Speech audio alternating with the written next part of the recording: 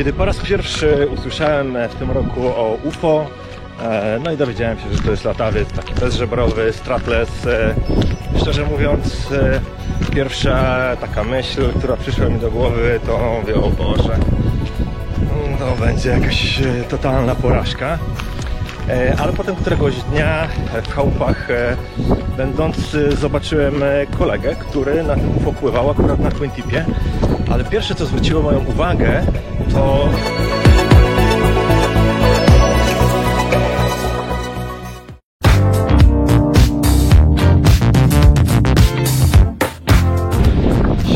witajcie bracia i siostry, witam was na kanale Kitesurfing is my religion. Koniecznie go subskrybujcie i mam do was jeszcze jedną taką sprawę. Bardzo mi zależy na tym, żeby nigdy się tutaj nie pojawiały irytujące wszystkich reklamy i żeby wszystkie materiały były ogólnodostępne za free, więc w opisie znajdziecie linka do mojej strony na Buy Me a Coffee i tam możecie wrzucić na tacę jakiś grosik w intencji wiatru na kolejnej sesji, więc każdy kto wrzuci, postawi wirtualną kawkę, ten dostaje plus 1 węzeł na kolejnej sesji. Pozdro! Aloha bracia i siostry. Słuchajcie, dzisiaj vlog będzie recenzją kite'a, bo poza poradnikami też mam taki plan, żeby co jakiś czas opowiedzieć wam troszeczkę o sprzęcie, na którym pływam, który mam okazję testować, który gdzieś tam wpada mi w ręce albo w oko. Cześć piesku, halo, halo. Bo brakuje moim zdaniem jakichś takich rzetelnych recenzji sprzętu. Niestety też jest tak, że na dniach testowych, kiedy mamy okazję popływać tylko w jakichś określonych warunkach, tam powiedzmy przez godzinę sobie na latawcu, to tak naprawdę no, nie jesteśmy w stanie zbyt dużo o nim powiedzieć. Jakiś tam charakter tego latawca można poczuć, mniej lub bardziej. Cześć piesku, hello. Piesków tutaj na pustyni jest sporo.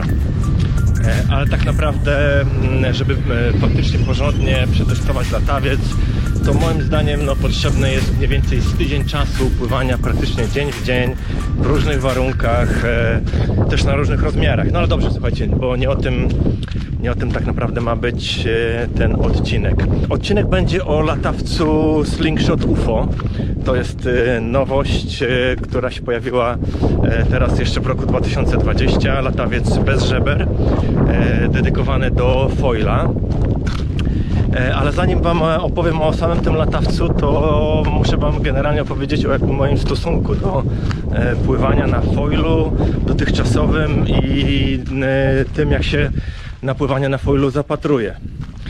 Na foilu zacząłem pływać, czy też nauczyłem się pływać bodajże jakieś 4 lata temu, w momencie kiedy jakby ten cały boom związany z hydrofoilem się rozpoczynał i pierwsze wrażenie, te pierwsze lewitacje to jest naprawdę fantastyczne uczucie, coś absolutnie nowego, super to robi wrażenie, można naprawdę się zachwycić, ale jednak po jakimś tam stosunkowo krótkim czasie, kiedy przyzwyczajemy się już do tego uczucia, do tego wrażenia, no to jednak tak naprawdę głównie pływamy w lewo, w prawo i to przynajmniej z mojego punktu widzenia takiego kitesurfera, tak powiem, korzennego, który wyrósł na tym, że kitesurfing to jest sport, który polega na skakaniu, robieniu trików, no to jednak dosyć szybko mi się ten foil nudził i jakby nie doszedłem do takiego etapu, w którym kupiłbym sprzęt dla siebie i na tym foilu pływał jakoś bardziej regularnie. To wyglądało zazwyczaj tak, że do tej pory przez te właśnie ostatnie 4 lata to średnio w roku pływałem może z 3 razy na foilu. Zazwyczaj w jakichś takich momentach, kiedy już byłem na mega głodzie, czyli długo nie wiało, był bardzo słaby wiatr i po prostu łapałem się wtedy foila, żeby chociaż odrobinę czasu spędzić na wodzie. No właśnie, ale posiadam już swojego foila i z coraz większą frajdą sobie na nim pływam.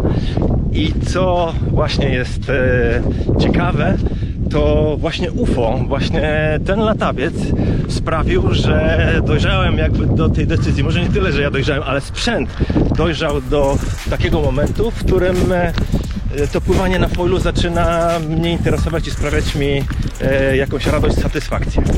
Krótko mówiąc, jakbym mógł sobie tak ocenić fun factor z pływania na desce, na wave'ie, na fali, no to dla mnie jest pomiędzy 8 a 10, zależy od warunku. Pływanie na twin tipie, oczywiście tutaj mam na myśli jakiś old school albo new school, no po prostu pływanie z skakaniem, trikami, też gdzieś fun factor 8 a 10, a pływanie na foilu do tej pory, no to ten fun factor był gdzieś między 3 a 4. Od kiedy zacząłem pływać na tym latawcu, no to znacząco on wzrósł. Teraz go tak gdzieś, myślę, że między 5 a 6 bym ustawił. Te 5 punktów to jest dla mnie taka granica, dolna granica, która powoduje, że po pływaniu, na pływaniu na twarzy się pojawia wyraźny banan. Do tego jeszcze trzeba zwrócić uwagę na jedną mega ważną rzecz, że na UFO, na foilu, na tej 9 mogę pływać już gdzieś od 8 węzłów, a no przy takiej sile wiatru, czy na twin tipie, no nie mówię już nawet w ogóle o wave'ie, no za wiele się zrobić nie da, więc nie ma żadnej alternatywy, więc jest to już poziom, który naprawdę potrafi dać satysfakcję. Oczywiście dla każdego ten poziom będzie inny, mamy wszyscy różne oczekiwania, różne potrzeby. Jednak wiem, że jest sporo osób, które mają trochę do foila podobne podejście jak ja. I foil też ma troszeczkę taką metkę przyszytą, że to jest sport i dyscyplina dla dziadersów. Mam nadzieję właśnie, że między innymi dzięki temu latawcowi troszeczkę się to zmieni, to podejście, i coraz więcej młodszych ludzi będzie próbowało pływać na foilu, bo jest to naprawdę ciekawa dyscyplina i też technicznie bardzo wymagająca. Także biorąc pod uwagę to, że generalnie foil mega się rozwija, nie tylko jeśli chodzi o kite, ale o surfing, teraz mamy jeszcze te wingi. Na pewno jest to kierunek, w którym rozwój rynku sportów wodnych, deskowych będzie się rozwijał cały czas dynamicznie, więc warto te umiejętności zdobywać. Plus do tego, tak jak wspomniałem, właśnie jest to dyscyplina wymagająca dosyć mocno precyzji, mega timingu, więc niezależnie od tego, czy potem będziemy sobie głównie pływać na twin tipie czy na wave'ówce, to na pewno ta umiejętność znacząco poprawi nasze rozumienie, czucie latawca, balansu na desce, no i generalnie jakby ten nasz performance jako ridera.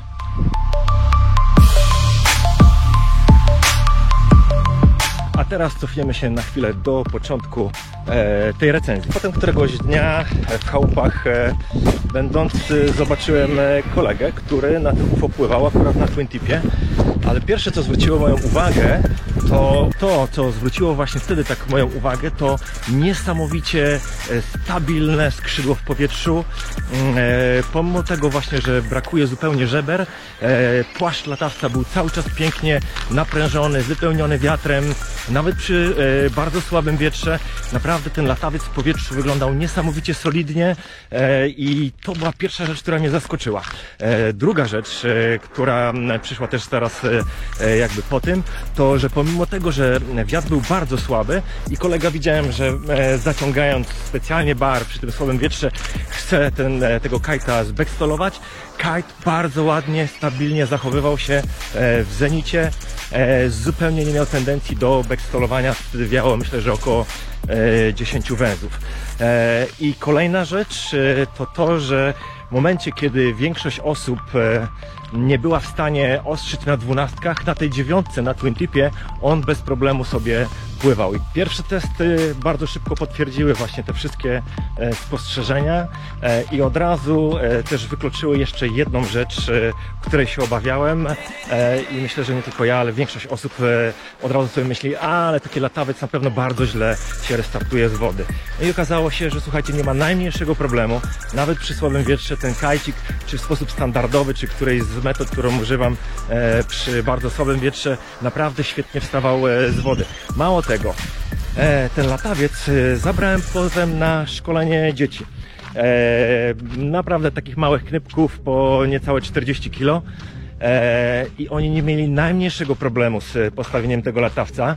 A, co jest super ważne, zabierałem ich oczywiście w słabym wietrze. I ta dziewiątka właśnie jest zaprojektowana na słaby wiatr. Większość małych latawców, jakie znamy, jest projektowana na wiatr, który jest bardzo mocny. W związku z czym przy kiepskim wietrze te latawce właśnie się słabo zachowują, są niestabilne, a ta dziewiąteczka naprawdę fantastycznie generowała równą moc. Była no, po prostu idealnym rozwiązaniem właśnie na szkolenie w takich warunkach słabowiatrowych. I tutaj jeszcze raz podkreślam, te naprawdę niewielkie dzieci nie miały najmniejszego problemu z tym, żeby tego kajta zrestartować w standardowy sposób, o ile właśnie miało to przynajmniej 10 węzłów. Jedną z rzeczy, które zauważycie od razu po napompowaniu i położeniu UFO na plaży, to jest właśnie to, jak krawędź natarcia jest sklęsła. Zobaczcie, jak bardzo ona odstaje od plaży. Trzeba naprawdę uważać, żeby ten latawiec nie uciekł nam, obciążać go, albo tak jak wam za chwilę pokażę, tak naprawdę ja sobie ten latawiec po napompowaniu trzymam do góry nogami. Oczywiście właśnie dzięki temu, że ta krawędź natarcia jest taka wklęsła, kite, kiedy leży na wodzie, nie przykleja się tak do niej i to jeszcze dodatkowo poprawia możliwość restartu kite'a z wody. Ze względu na to właśnie, że krawędź natarcia jest mocno wygięta, ta tuba, o czym wam mówiłem przed chwilą, to tak naprawdę najlepiej jest zostawić sobie latawiec i podłączać linki do niego w tej pozycji. Nie właśnie gdy leży tubą na piasku, na plaży, na ziemi, tylko odwrotnie. Wiecie czy nie wiecie, ale myślę, że się domyślacie, jest to dosyć intuicyjne. Na wagę latawca największy wpływ mają tuby. Ten materiał musi być bardzo mocny, żeby wytrzymał wysokie ciśnienie, w związku z czym ta jego wytrzymałość od razu powoduje, że musi być on cięższy. Dodatkowo też balony, które w środku są, no one też ważą całkiem sporo. Odjęcie całkowicie właśnie żeber sprawia, że ten latawiec jest, ta konstrukcja jest super lekka i ten kajcik utrzymuje się w powietrzu bardzo dobrze, bardzo fajnie przy bardzo słabym wietrze. Co jest też fajne, to że kite naprawdę ciężko jest zbackstolować. Na pewno jest to jeden z czynników, to jest właśnie to niskie AR, on jest w powietrzu bardzo stabilny. Uprząż jest podczepiona do krawędzi natarcia w 4 punktach, 2 tutaj niżej, 2 wyżej. Nie mogę teraz tego pokazać, ale uprząż jest bez bloczków. Jeśli chodzi z kolei o tą linkę, która jest podczepiona do ucha latawca, na końcu mamy 3 supełki, bardzo fajne rozwiązanie, jedno z moich ulubionych. Możemy sobie odrobinę regulować tutaj ustawienie kątu natarcia, mocy ciągu. Krawędź spływu, tutaj w okolicy ucha mamy 2 takie listwy usztywniające, one są dosyć elastyczne, ale odrobinę wspierają kształt tej krawędzi spływu. Tutaj dodatkowo jeszcze te elementy też, jak sądzę, mają służyć do tego, żeby troszeczkę tą krawędź spływu usztywniać.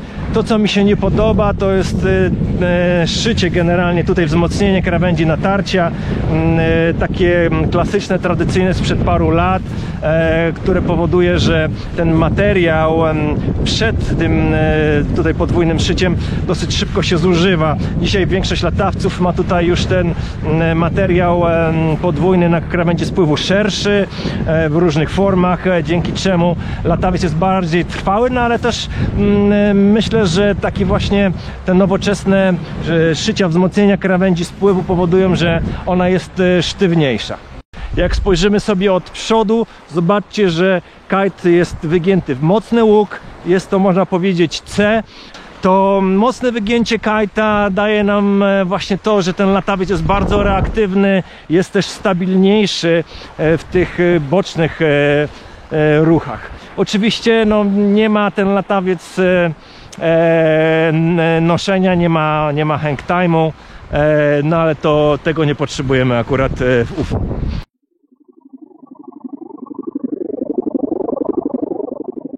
UFO jest latawcem dedykowanym do foila, ale nie jest to typowy latawiec do foila, w sensie nie jest to latawiec rejsowy. Więc jeżeli ktoś chce pływać na foilu szybko, ścigać się, pływać pod bardzo dużymi kątami, pod wiatr, no to zdecydowanie nie jest to ten kite. UFO jest latawcem, który lubi, żeby nim cały czas sterować, żeby nim się bawić. Nie mam tutaj dobrego określenia po polsku, powiem po prostu, że jest to taki bardzo playful kajcik. Jeżeli znacie Grega Drexlera z Board Riding Maui, gościa, który właśnie pierwszy chyba wypuścił latawce pod foile bezżebrowe, Cloud, i znacie jego styl pływania, no to jest właśnie dokładnie latawiec zrobiony do tego stylu pływania, czyli dużo zwrotów, cały czas się kręcimy po prostu na tym foilu, robimy loopy, bawimy się z tym latawcem. Tym latawcem można naprawdę sterować w bardzo zaskakujący i ciekawy sposób. Także jeżeli poszukujecie właśnie czegoś nowego i czegoś więcej niż pływanie rejsowe, to zdecydowanie UFO jest latawcem, który możecie bardzo polubić. Poza pływaniem na foilu, to bardzo też polecam ten latawiec właśnie jako latawiec dla dzieci. Tak jak wspominałem wcześniej, miałem tak naprawdę przyjemność podwójną szkolenia dzieci na tym kajcie i ten mały rozmiar, ten latawiec jest bardzo stabilny w słabym wietrze, właśnie w takim wietrze, w którym dzieciaki najczęściej pływają, i zachowuje się bardzo fajnie, ma fajną moc. Tak jak wspominałem, nie było problemu z tym, żeby dzieciaki postawiły tego kajta z wody, więc polecam go też bardzo do pływania dla mniejszych dzieci, takich do 50 kg.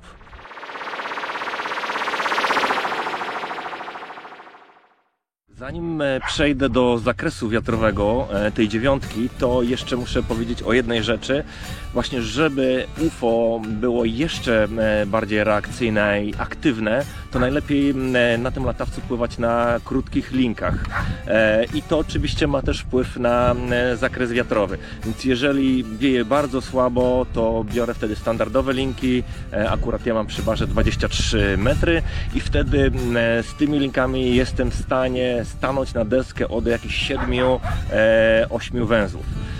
Z kolei jeśli chodzi o górę, no to tutaj jeżeli tylko wieje 10 węzłów, to od razu odpinam 4 metry. Akurat mam taką możliwość u siebie w barze i na 19-metrowych linkach komfortowo i przyjemnie pływa mi się do około 15 węzłów. Tak naprawdę pływać można przy jeszcze silniejszym wietrze na tym kajcie, ale już on po prostu nie działa tak fajnie, no i po prostu wolę wtedy sobie przejść na mniejszy rozmiar.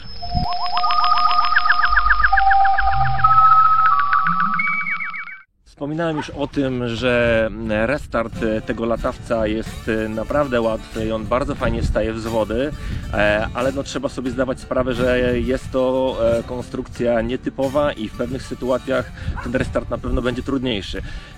Zdecydowanie należy unikać tego, żeby kite nam spadł na wodę krawędzią spływu, bo wtedy po prostu on się niczym nie jest w stanie na tej wodzie oprzeć i tak naprawdę cały płaszcz latawca jakby idzie pod wodę i na górze nam zostaje tylko krawędź natarcia tuba, i wtedy ten restart może być trudniejszy, chociaż szczerze mówiąc nie miałem jakichś tam większych problemów, no ale na pewno wymaga to trochę więcej wysiłku i kombinowania.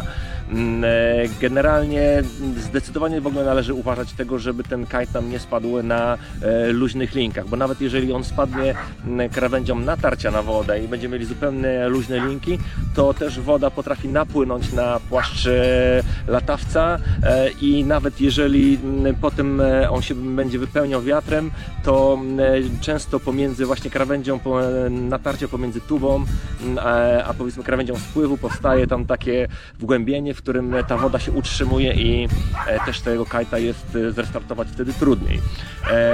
No ale jeżeli mamy dobre sterowanie kajtem, latawcem, no to raczej nie dopuszczamy do takich sytuacji, a poza tym kajcik się naprawdę dobrze restartuje. O, na głębokiej wodzie, o, restart na 103. Jest!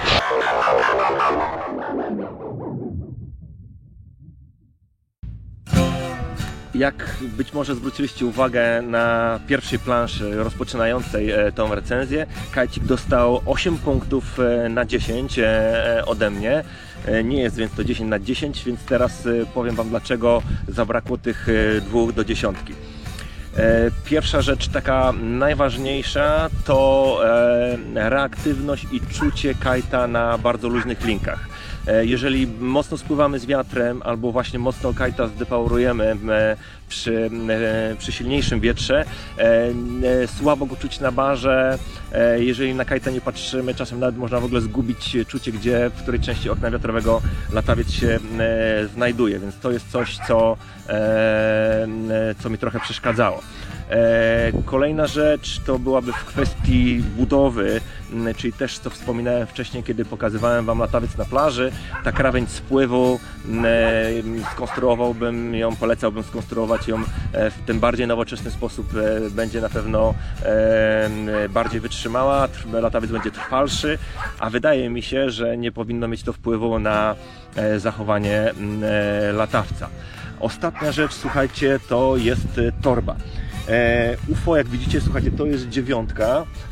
Mam nadzieję, że widać tutaj teraz całą tą torbę. Torba UFO jest naprawdę malutka, co jest super zaletą, jak z tym kajtem sobie podróżujemy.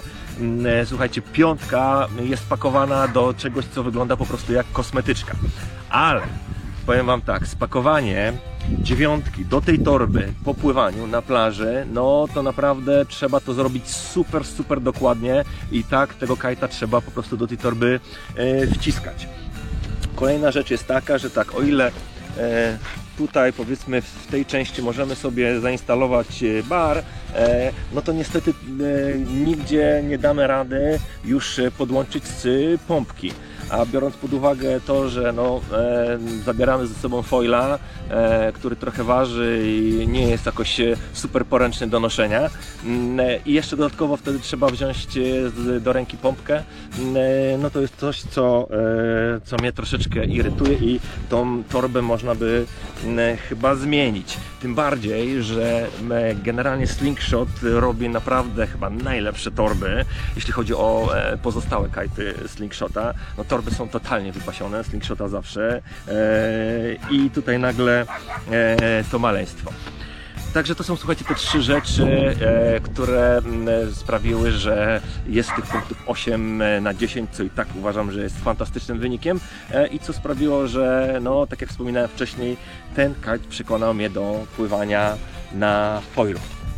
No, buziaki i generalnie pozdróweczka z Egiptu.